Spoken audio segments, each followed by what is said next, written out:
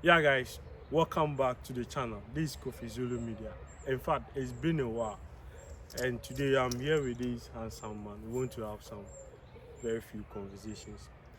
Those of you back there, if you are watching this video, watch this video to the end, because this might be your opportunity to open that door to jackpot.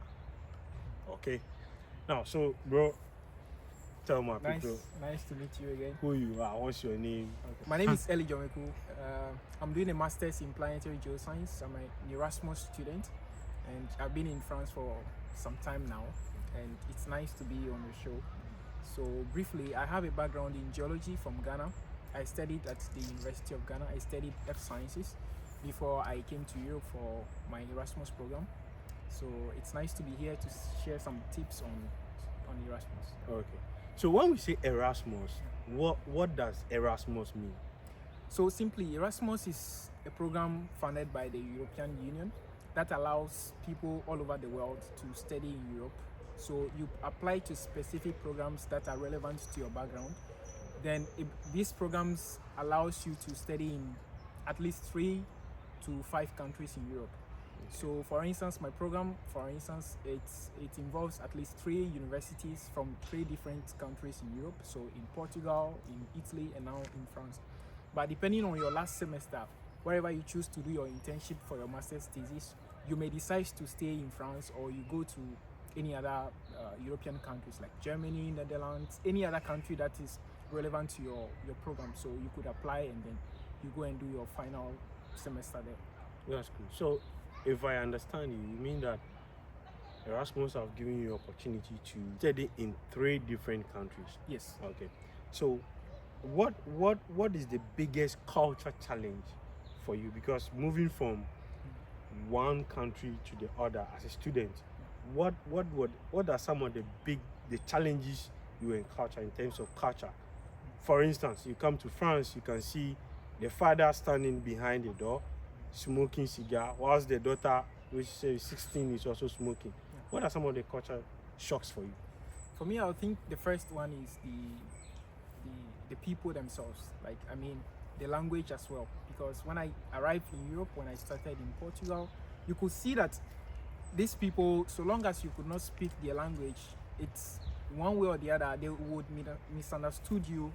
Even in some countries, you could see the first meeting with some of my colleagues, you see that the first meeting, they kiss on the cheeks, you know, which is very, I would say, it's to some ways odd to a Ghanaian culture, because we don't classify kisses as part of like salutations and greetings like that. So it's one of them. And then drinking, it's not strictly speaking, it's not considered as, maybe it's a way of celebrating for them, but we don't see it as a way of celebrating. To some extent, we see it as a way of releasing stress, you know. So sometimes even the professor invites students to go to a bar and to share drinks and things like this. So about the bijou. Yeah. So you see some meeting. Nice girl, Charlie. Yeah, and typical of French. We are in France. I want you to just look at it from a perspective in France. How did studying in France, how did it influence your journey as a master's student? For me, I would say staying in France feels a bit comfortable to me.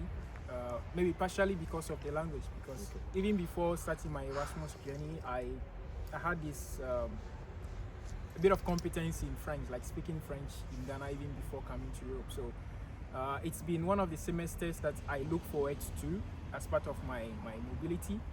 In Portugal, I would say that I was not able to integrate fully in the society, because at the time I was studying Portuguese, and I could just struggle out to find my way out in the supermarket, in the societies and things. Same thing applies in Italy. I was able to at least relate to people, but as much as I could, the people who speak English were comfortable to stay around with. But if the person speaks strictly their local language, it's very, very difficult. But in France, I go about my duties peacefully, and it's comfortable to me. Yeah.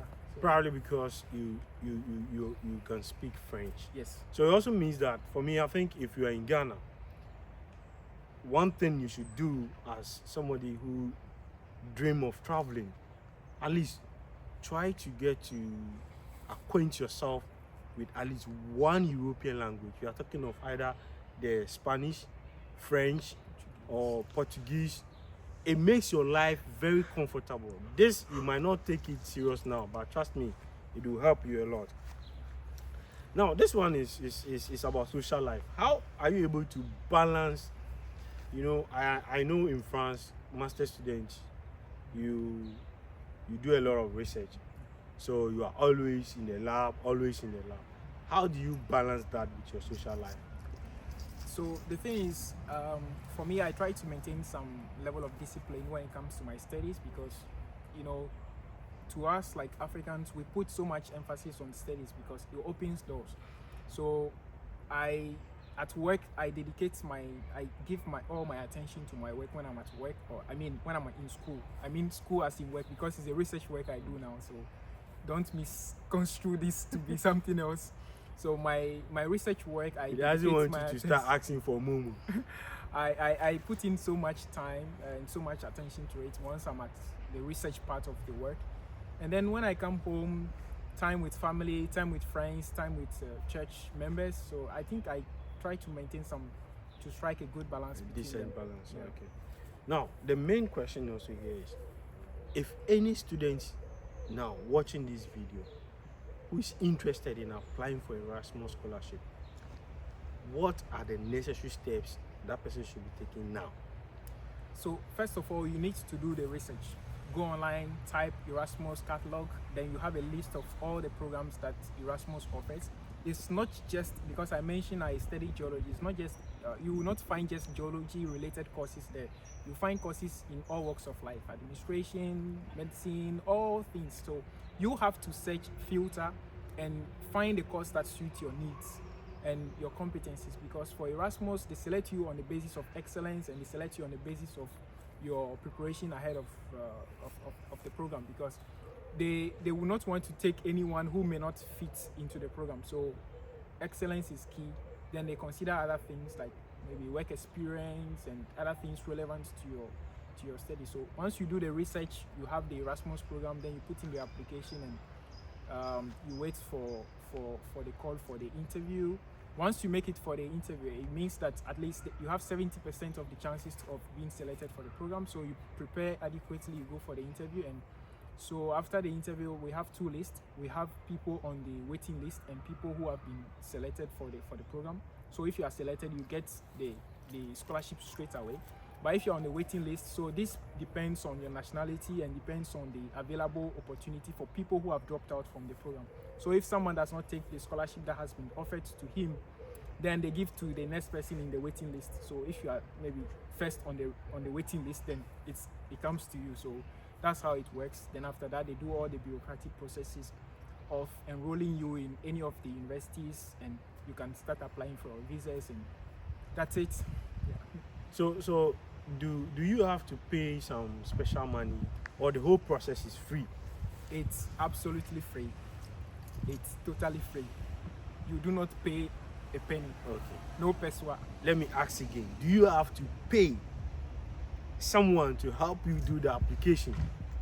So long as you do your application, you do not have to pay anything. You don't pay to the program you don't pay anything. You just need to put your credentials together. You put your degree, whatever they ask you, like the application, the procedure and things, the documents, you just submit them. You do not pay any money. What are some of the documents that were demanded from you? So in other terms now, if someone envisage of applying for Erasmus scholarship, what are the documents you think that by now this person should have before even making an attempt to apply? I think the first thing is your passport. Okay. So by this time, if you are completing your university degree, you should have a passport ready. Okay. So that was my luck at the time, because even at the time I was preparing to finish my bachelor's degree, I had a passport ready. So once the application portal was open, I could submit the document. The other things is maybe preparing your CV. I have a fair idea. Okay, as a student, you are applying for a program. What are the necessary documents? Your passport first, your certificate, your transcript, your birth cert. Yeah. Recommendations, you get it if you know the program, then you can. Okay. But at least those that you mentioned. Basic ones. Yeah. Okay. My final question to you: after your masters, what are your plans? What is your next step? Because I've found students who are so reluctant. Immediately after the masters, they feel like, oh, they have time to, you know, enjoy and do some other things. Then your permit is about what? Coming to elapse. And you have no option. That means you have to go back to Ghana. I've seen students with this opportunity, they go back to Ghana. So you, what are your plans now? It is not to share your personal plans, but what advice will you give students who are already in the system? So thank you for the question. I think that's very critical to your Erasmus journey, because for at least 2 years of your life, you've been used to staying in a very bougie place, I would say, as French would say, bourgeois or bourgeois, living this kind of life. You have this peace of mind. So the best thing to do is as the program ends, you should be preparing for what to do next. So after your masters, you could be putting in application for PhDs, or the other option is to be searching for jobs.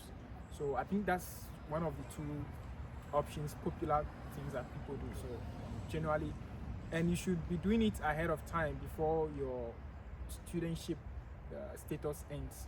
So maybe at least you could say 6 months ahead or 3 months ahead, so that you have a clear idea of how things will lead to. Okay, that's nice talking to you. Thank you. It has been a very fruitful interview. Yeah.